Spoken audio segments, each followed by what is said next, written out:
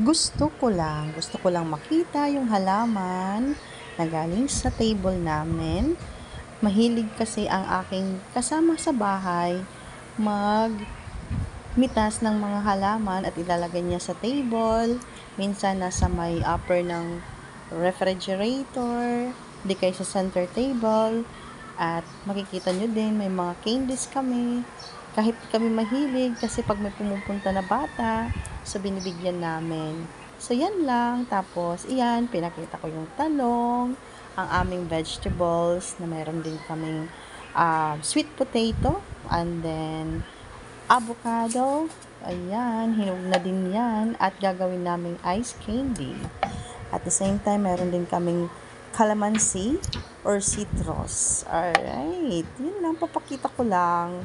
Feel ko lang ipakita sa inyo. Sana magustuhan nyo ang aking short video na may kasama pang saging na pinapahinog ko pero kinakain ko din yan na hilaw. Nagluto ako niyan. Pang probinsya. Yun lang guys. Thank you.